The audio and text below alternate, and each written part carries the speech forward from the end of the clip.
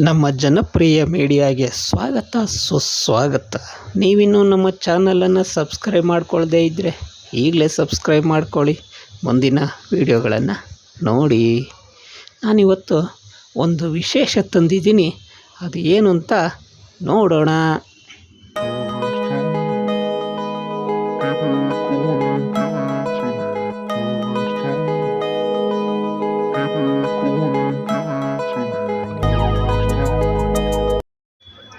ಭಾರತ ದೇಶವು ಶಿಲ್ಪಕಲೆಗಳಿಗೆ ಹೆಸರಾಗಿರುವುದು ಎಲ್ಲರಿಗೂ ತಿಳಿದ ವಿಚಾರಗಳಾಗಿದೆ. ಭಾರತ ಅಂದರೆ ಆಧ್ಯಾತ್ಮಿಕ ಮತ್ತು ಶಿಲ್ಪಕಲೆಗಳು ಇಡೀ ಜಗತ್ತನ್ನು ಆಕರ್ಷಿಸಿವೆ. ಇವೆಲ್ಲವೂ ಶಿಲ್ಪಕಲೆಗಳೆಂದರೆ ನಮ್ಮ ಹಿಂದಿನ ಪೂರ್ವಿಕರು ಮಾಡಿದ ಅದ್ಭುತ ವಿಜ್ಞಾನಗಳೇ ಆಗಿವೆ. ಹಾಗಾದರೆ ಇವತ್ತು ನಾನು ಒಂದು ಅದ್ಭುತವಾದ ವಿಸ್ಮಯದ ಬಗ್ಗೆ ನಿಮಗೆ ತಿಳಿಸ್ಕೊಡ್ತಾ ಇದ್ದೀನಿ. ಅದು ಎಲ್ಲಿದೆ, ಹೇಗಿದೆ ಅನ್ನೋದನ್ನು ತಿಳಿಸ್ತೀನಿ.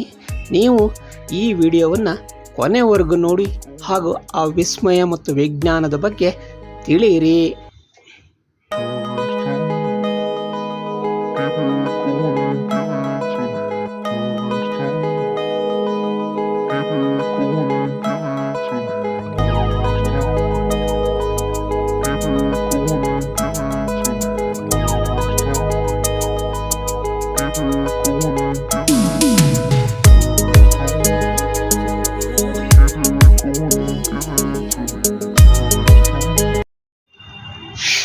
ನಮ್ಮ ಹುಬ್ಬಳ್ಳಿ ಹತ್ತಿರ ಉಣಕಲ್ ಎನ್ನುವ ಒಂದು ಗ್ರಾಮ ಇದೆ.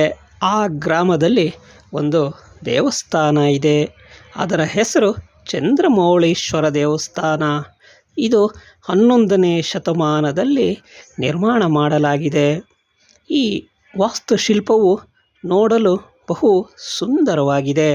ಹಾಗೂ ವಾಸ್ತುಶಿಲ್ಪಗಳನ್ನು ನೋಡ್ತಾ ಇದ್ದರೆ ಮತ್ತೊಮ್ಮೆ ನೋಡಬೇಕು ಅನ್ನುವಂಥ ಒಂದು ಅಷ್ಟು ಸುಂದರವಾಗಿ ಕುಶಲಕರ್ಮಿಗಳು ಇಲ್ಲಿ ಸುಂದರವಾಗಿ ದೇವಾಲಯವನ್ನು ನಿರ್ಮಾಣ ಮಾಡಿದ್ದಾರೆ. ಈ ದೇವಾಲಯವನ್ನು ಚಾಲುಕ್ಯರ ಕಾಲದ ಬೊಮ್ಮಣ್ಣ ದಂಡನಾಯಕ ಎನ್ನುವನ ಕಾಲದಲ್ಲಿ ಈ ದೇವಸ್ಥಾನವು ಆಗಿದೆ. ಇಲ್ಲಿ 4 ಮುಖದ ಒಂದು ಲಿಂಗವಿದ್ದು ಆ ಲಿಂಗವು ಈಗ ಸ್ಥಳಾಂತರ ಆಗಿದೆ ಎಂದು ಹೇಳುತ್ತಾರೆ.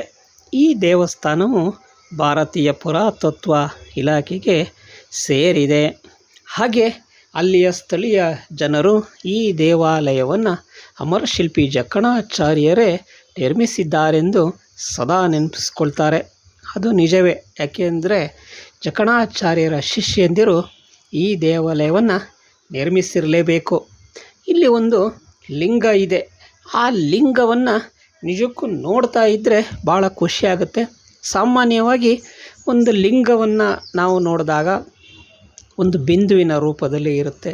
ಆದರೆ ಇಲ್ಲಿಯ ಚಂದ್ರಮೌಳೀಶ್ವರ ದೇವಸ್ಥಾನದಲ್ಲಿರುವಂಥ ಈ ಲಿಂಗವು 4 ಮುಖಗಳನ್ನು ಹೊಂದಿದೆ.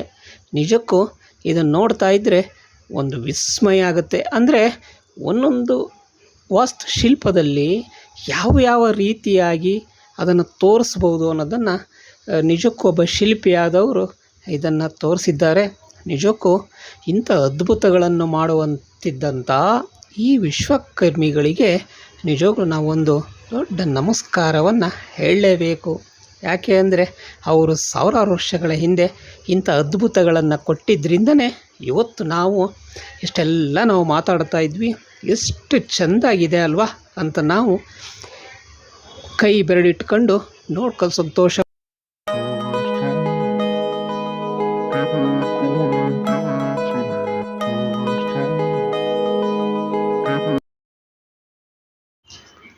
ಇದೇ ಸಂದರ್ಭದಲ್ಲಿ ನಮ್ಮ ಮಿತ್ರರಾದ ಡೈರಿ ಭಾಸ್ಕರ್ ಹಾಗೂ ಅವರ ಆತ್ಮೀಯರು ಎಲ್ಲರೂ ಈ ದೇವಸ್ಥಾನಕ್ಕೆ ಭೇಟಿ ಕೊಟ್ಟ ಸಂದರ್ಭದಲ್ಲಿ ಈ ದೇವಸ್ಥಾನವನ್ನು ನೋಡಿ ಈ ದೇವಸ್ಥಾನವು ಇನ್ನಷ್ಟು ಅಭಿವೃದ್ಧಿ ಆಗಬೇಕಾಗಿದೆ.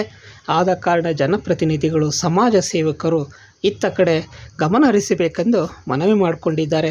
ಅದರಲ್ಲೂ ವಿಶೇಷವಾಗಿ ಅಮರಶಿಲ್ಪಿ ಜಕಣಾಚಾರ್ಯರ ಶಿಷ್ಯರು ಈ ದೇವಸ್ಥಾನವನ್ನು ಕಟ್ಟಿದ್ದಾರೆಂದು ನೆನಪಿಸಿಕೊಂಡು ಬಹಳ ಸಂತೋಷಪಟ್ಟಿದ್ದಾರೆ. ಆದಷ್ಟು ಬೇಗ ಇವರ ಅನಿಸಿಕೆಯಂತೆ ಆ ದೇವಸ್ಥಾನ ಅಭಿವೃದ್ಧಿಯಾಗಲಿ ಅನ್ನೋದು ನಮ್ಮ ಆಶಯ ಕೂಡ ಆಗಿದೆ. ಶಿಲ್ಪಕಲೆಗಳು ಉಳಿದ್ರೆ ಭಾರತ ದೇಶವು ನಮ್ಮ ಶಿಲ್ಪಕಲೆಗಳು ಅಂತ ಹೇಳ್ತಾ ಇವತ್ತಿನ ನಾನು ವಿಡಿಯೋವನ್ನು ಮುಗಿಸ್ತಾ ಇದ್ದೀನಿ. ಜೈ ಕನ್ನಡಾಂಬೆ, ಜೈ ಭಾರತ್ ಮಾತಾ ಕೀ.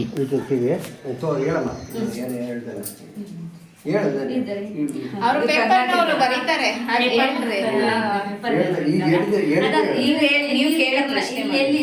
ಈ ಡಿಸ್ಟಿಕ್ನ್ಯಾಗ ಮಾತ್ರ ಇಲ್ಲಿ ಭಾರತ ಇದು ಕರ್ನಾಟಕದಾಗ ಎಲ್ಲಿ ಇಲ್ಲ. ಆದ್ರೆ ಇದು ನೇಪಾಳದಾಗ ಇರೋದು. ಅದು ಬಿಟ್ಟರೆ ನೇಪಾಳ ಬಿಟ್ಟರೆ ಮತ್ತೆ ಇಲ್ಲಿ ಬ್ರಹ್ಮಲಿಂಗೇಶ್ವರ ಬ್ರಹ್ಮ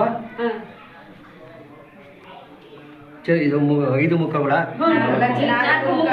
ಚತುರ್ಮುಖ 4 ಮುಖ ರೀ. ಅಲ್ಲಿ ಫೋಟೋ